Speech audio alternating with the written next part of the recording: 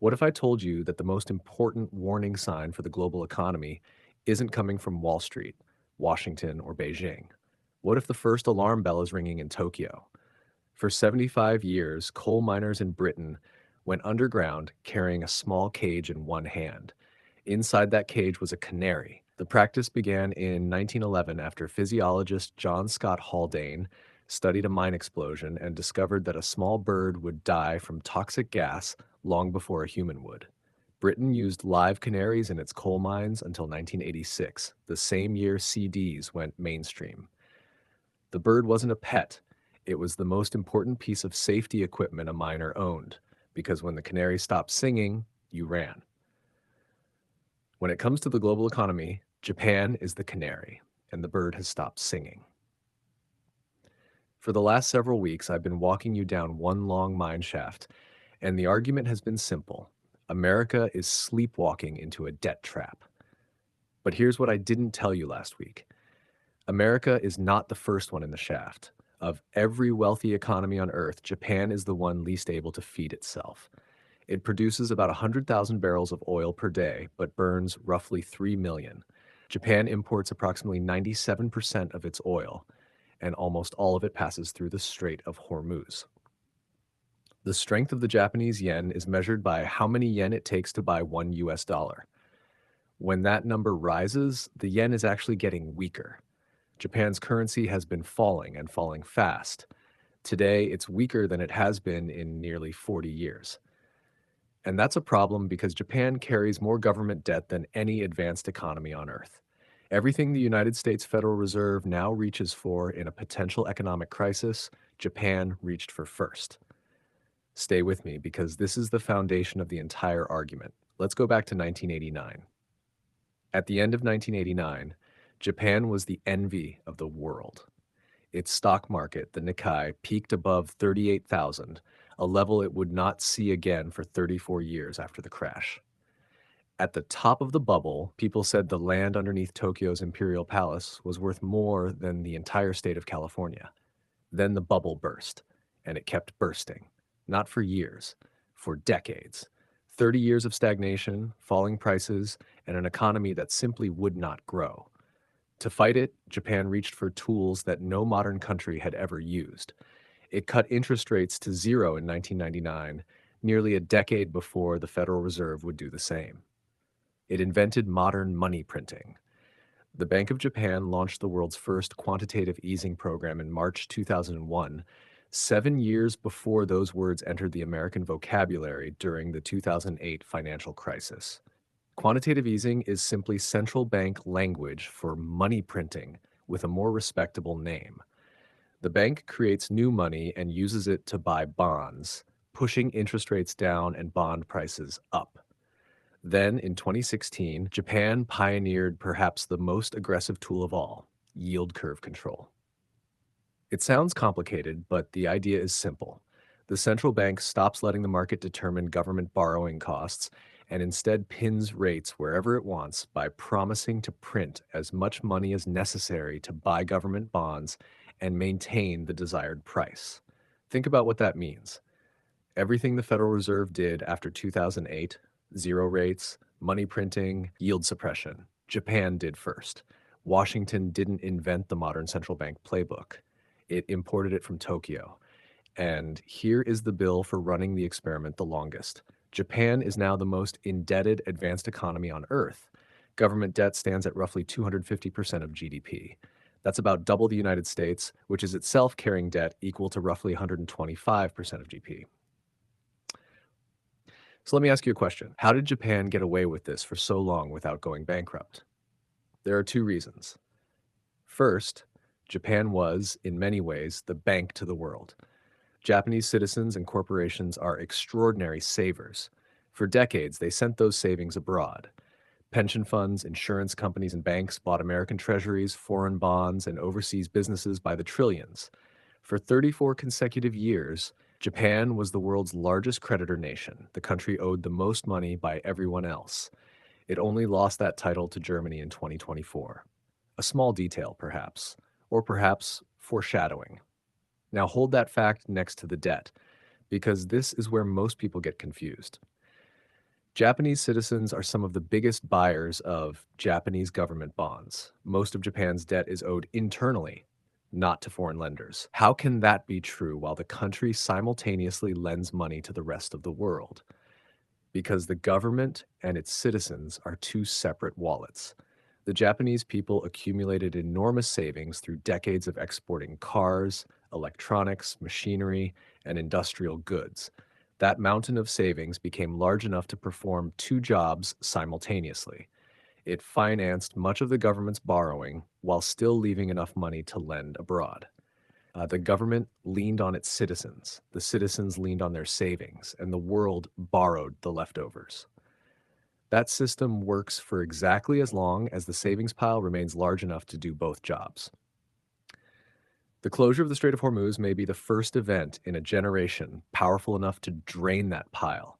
An oil shock and a falling currency create a vicious cycle. Every time the yen weakens, Japan's oil bill grows larger in yen terms. That forces more yen selling to buy oil. More yen selling weakens the currency further, which makes the next oil bill even larger. That's the doom loop. A weaker yen creates a higher oil bill. A higher oil bill requires more yen selling. More selling weakens the yen again, round and round, tighter and tighter. And here's where things become dangerous. You already know who funds the Japanese government: its own citizens and its own central bank. For years, this arrangement worked because the Bank of Japan acted as the buyer of last resort. If private savers didn't buy enough government bonds, the central bank simply printed more yen and bought them itself. There was always a buyer. Borrowing costs stayed near zero. But the central bank can no longer make that promise indefinitely. Printing more yen to support the bond market weakens the currency. A weaker currency raises energy costs. Higher energy costs accelerate the spiral. So the Bank of Japan is slowly stepping back.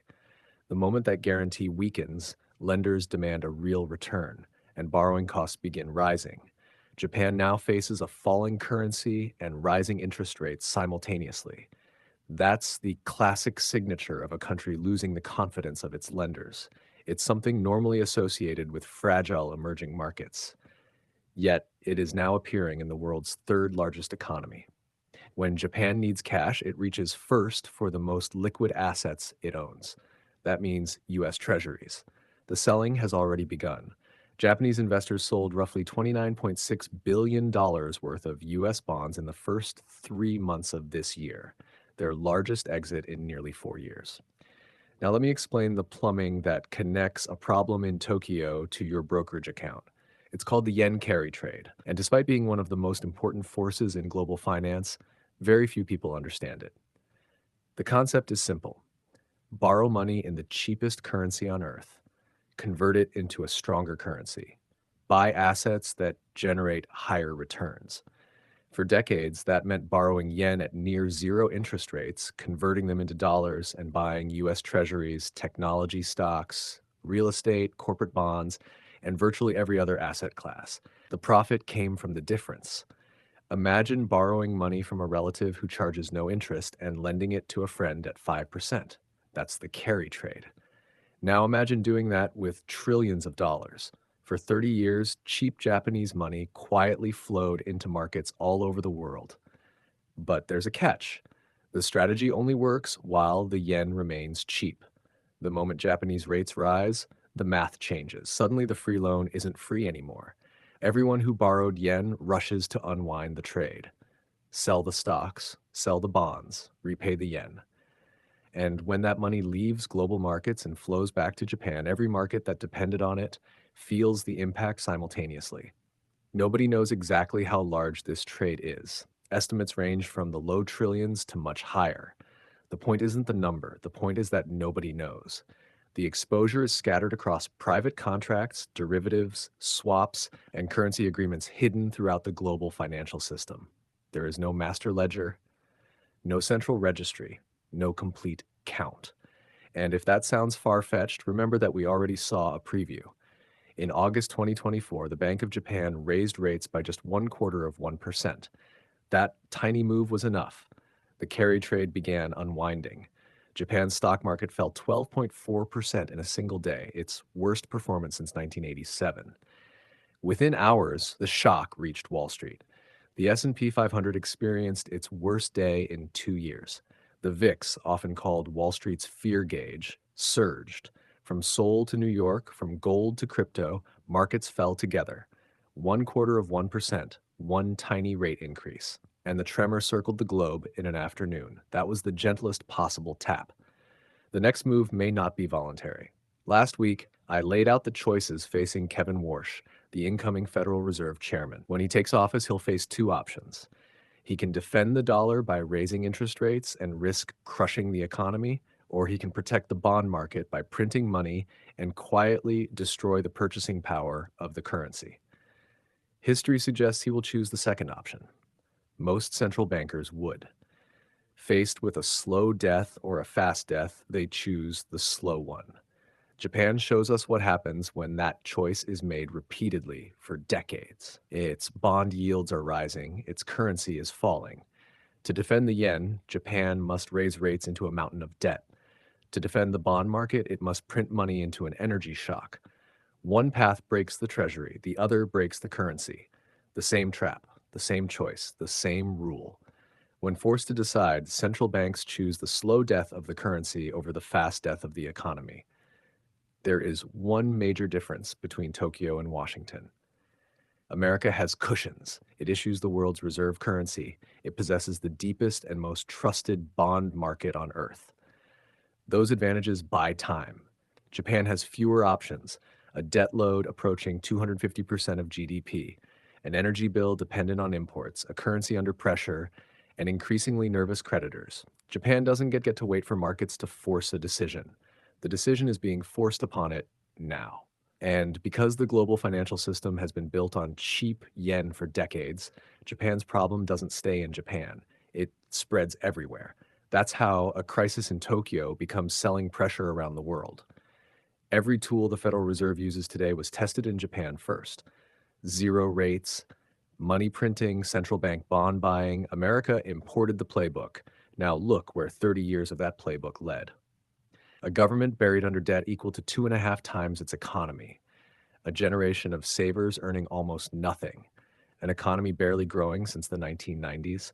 A currency sliding toward 40-year lows. And a central bank trapped. That is the destination. America's debt now exceeds $39 trillion. Debt to GDP continues climbing. Interest costs alone exceed $1 trillion annually. America is not standing at the beginning of this road. It's already halfway down it. If you want to know what the second half looks like, watch Tokyo, a government that can never stop printing because stopping would break the system.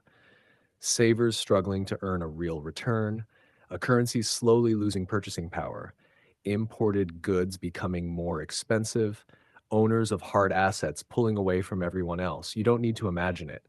You can watch it happening in real time. And don't take comfort in the belief that your country is different. Japan believed it was exceptional too.